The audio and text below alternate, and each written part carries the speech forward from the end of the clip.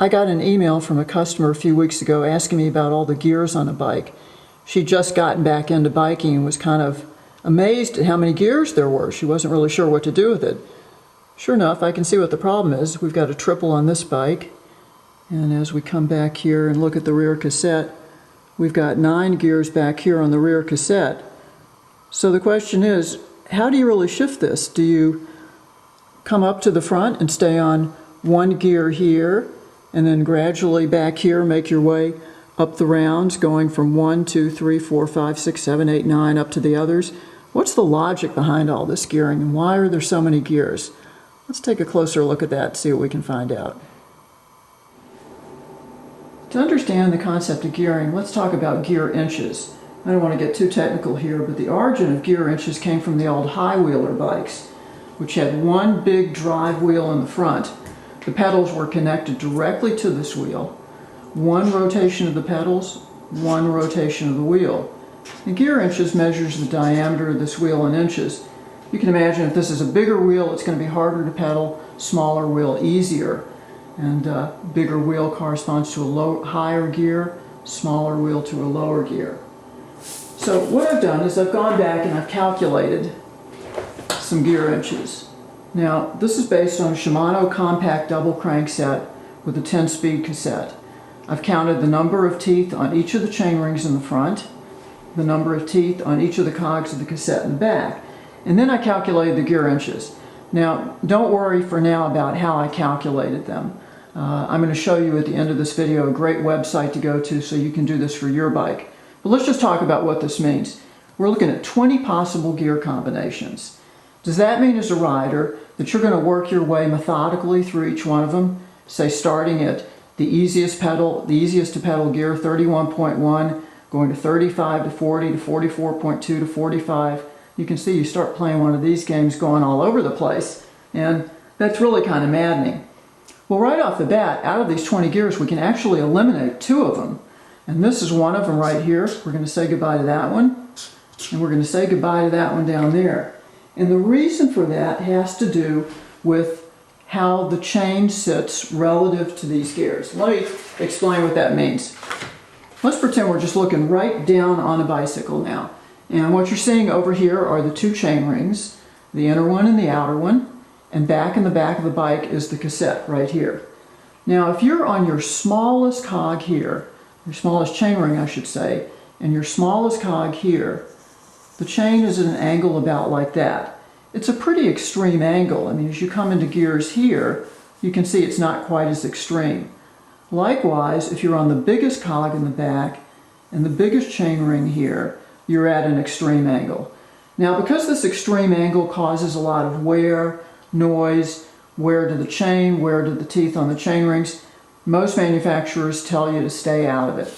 And it's a darn good idea. So that eliminates the small chain ring here, the small cog back here, the large chain ring here, the large here. Easy way to remember, stay out of small, small, stay out of large, large. Next thing we want to do is just look at these numbers again, and we start looking at them, we notice that there's a little bit of overlap in places. For instance, the 64.6 is darn close to this 65 right here. And how about the 60? It's running pretty close to 58.8. 52.5 is running pretty close to 51.5. This 44.2 is a lot like this guy, but we've eliminated him already. So we've got 6 gears here that really are equivalent to only 3.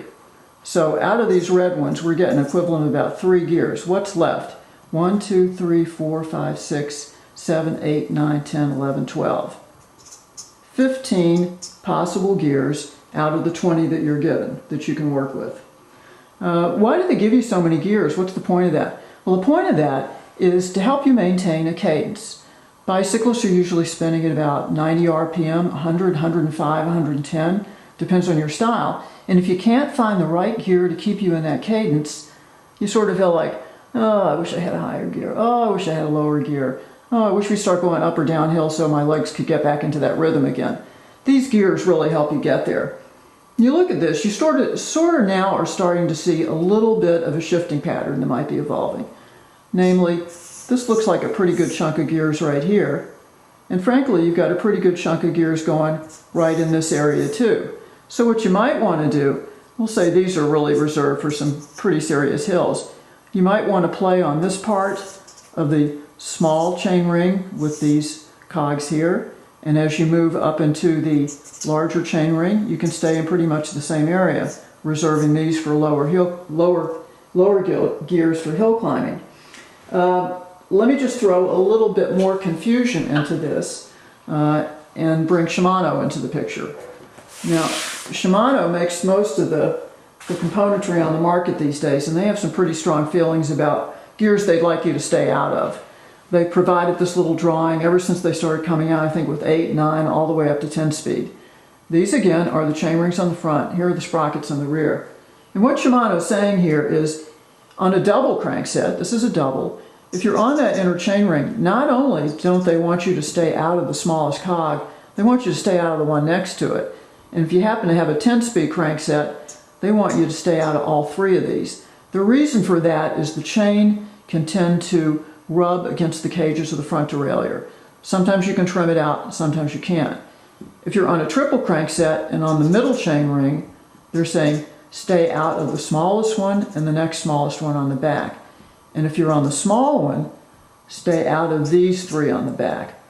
Let's point out on a triple that this gear right here is really for hills.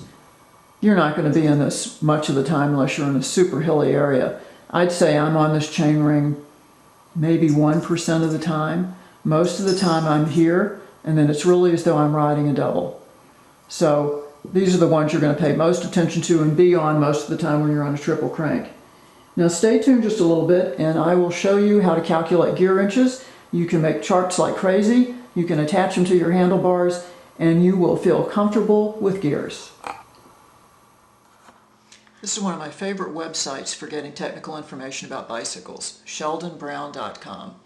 Unfortunately, Sheldon died last month.